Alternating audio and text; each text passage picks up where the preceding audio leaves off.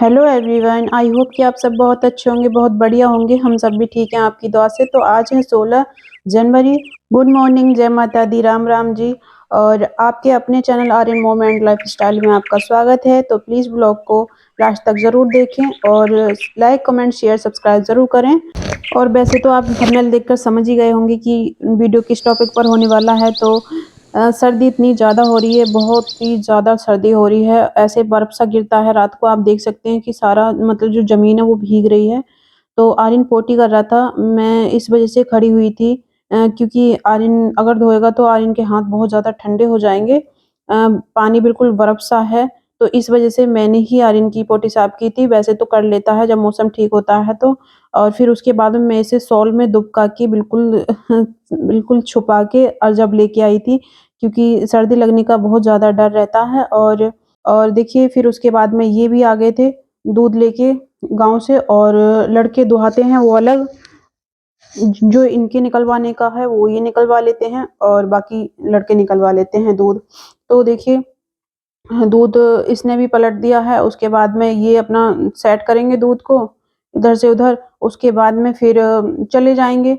और अब आजकल क्या हो रहा है, सर्दी का मौसम है तो मैं एक काम करती हूँ, शक्कर का मतलब चाय दूध जो भी है मैं बना के और केतली में भर देती हूँ छान के अच्छे से। और जब भी मन करता है तो हम इसमें ही गरम करके पी लेते हैं। ये है कि मैं अगर इसमें केतली में रख लेती हूँ चाय भर के तो फिर मुझे बार-बार जाना नहीं पड़ता है, क्योंकि थोड़ा चैंपियन का वो रहता है। मैं अगर बाहर निकलती हूँ तो चैंपियन भी बार-बार बाहर को जाता है, तो चैंपियन बार-बार इनकी जूते की लेस खोल रहा था।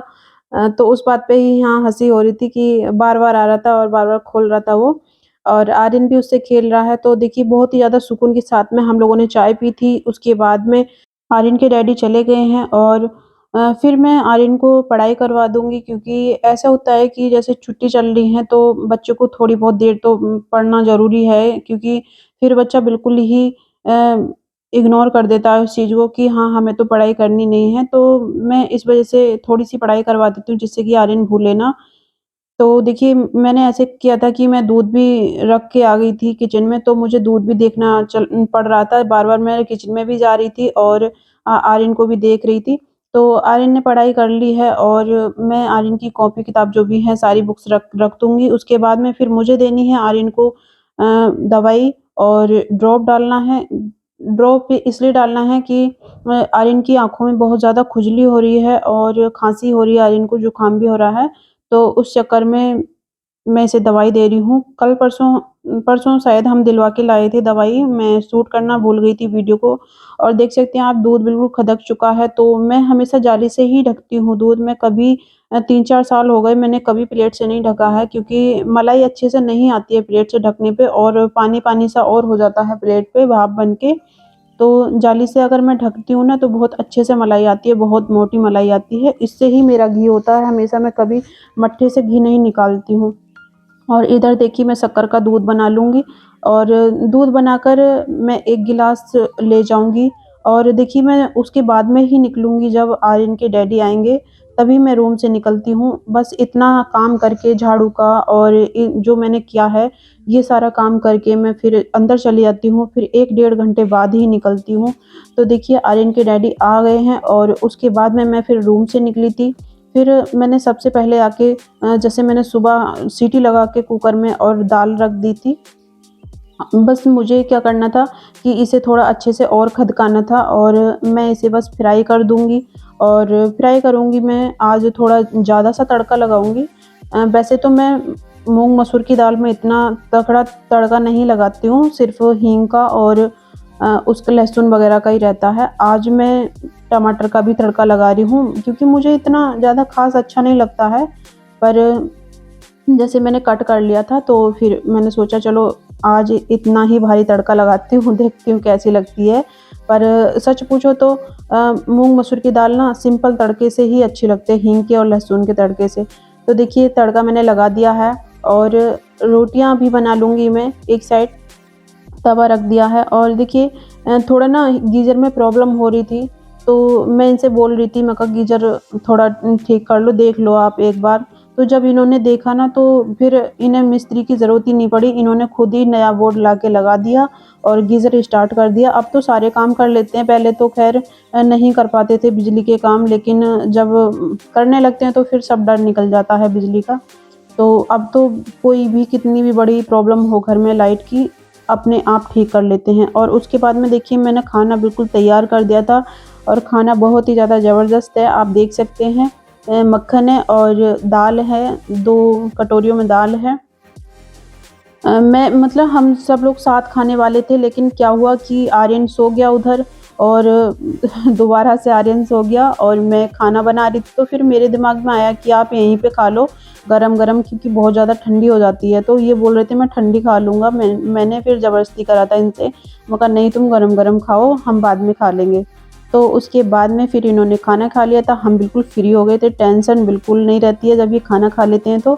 उसके बाद में मुझे लगानी थी झाड़ू, क्योंकि इतने टाइम तक झाड़ू का दोबारा से काम हो जाता है। इतना कूड़ा हो जाता है दोबारा से, आर्यन और चैंपियन दोनों कर देते हैं मिलके। अब तो चैंपियन भी इतने कागज़ फाड़ता है बहुत ही ज़्यादा, उसे कहीं कुछ मिल जाए उसके टुकड़े-टुकड़े कर देता है।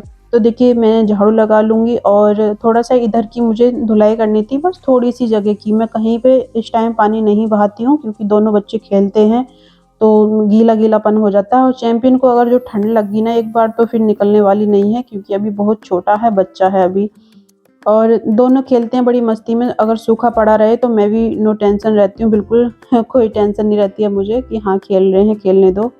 तो आर्यन आप देख सकते हैं सारा दिन ऐसे ही खेलता रहता है, कहीं बाहर नहीं जाना रहता है इसका। हाँ, बिल्कुल अपने मन से कहीं बाहर नहीं जाता है, बस दोनों घर ही खेलते हैं, चैंपियन भी और ये भी। तो देखिए मुझे इतने बीच की धुलाई करनी थी, थोड़ा यहाँ पे ना जैसे इन्होंने मैट उठाई थी तो गोबर सा हो रहा था ढोरों का, तो वो मुझे धुलाई करनी थी कि बच्चों के जूतों में ना चिपक जाए, आर्यन के जूतों में ना चिपक जाए, उसके पैरों में ना चिपक जाए चैंपियन के। क्योंकि अगर जूतों में लगेगा तो फिर अंदर तक जाएगा गोबर। तो इस चक्कर में मुझे धुलाई करनी पड़ी यहाँ पर। फिर मैं बिल्कुल पानी ऐसे कर दूँगी साफ़ बिल्कुल झाड़ू से, और उसके बाद में आप देख सकते हैं कि थोड़ा साफ़-सफ़ाई होने के बाद में ना अलग-सा ही अच्छा-सा लगता है बहुत ही ज़्यादा। तो आप देख लीजिए बिल्कुल मैंने साफ़-सफ़ाई कर दी है, खाना भी हो गया है और सारे काम हो गए हैं सुबह से, और दोपहर तक के ये सारे काम हो जाते हैं तो बड़ा सुकून सा मिलता है। उसके बाद में ही मैं जाके बिस्तर में बैठती हूँ। तो आप देख सकते हैं किचन भी साफ़ कर दी है, पूरी साफ़ पड़ी हुई है किचन, कोई ऐसा काम नहीं रहता है। और चलते हैं बीच वाले रूम में। तो देखिए बीच वाले रूम में झाड़ू पोंछा सब कुछ हुआ था, बस ये बेड मैंने छोड़ रखा था। मैंने सोचा कि पहले बाहर का काम कर लेती हूँ, फिर अंदर का करूँगी इस रूम का, क्योंकि कल जब हम जहाँ गए थे वो इनके रिलेशन में ही है, वो उनकी बेटी हुई है, तो उनकी बेटी को देखने गए थे हम लोग। हाँ, उनकी बेटी को देखने गए थे, तो ये सारे कपड़े लत्ते ना हम लोग पहन के गए थे, तो जैसे हमने आके निकाले थे वैसे के वैसे ही पड़े हुए थे। तो फिर मैंने ये सोचा, मैं कहा चलो पहले बाहर का काम कर लेती हूँ, उसके बाद में इन्हें फ़ोल्ड करके रखूँगी अच्छे से। तो देखिए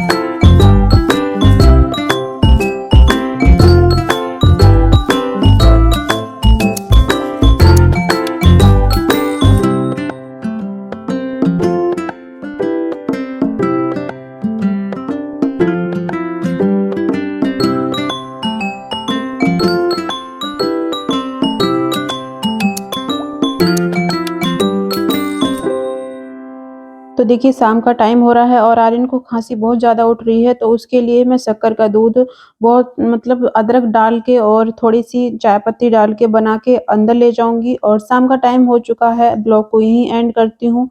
सब्सक्राइब नहीं किया है तो प्लीज़ जाते-जाते सब्सक्राइब कर लें। ओके, जय माता दी, जय हिंद, वंदे मातरम, बाय बाय।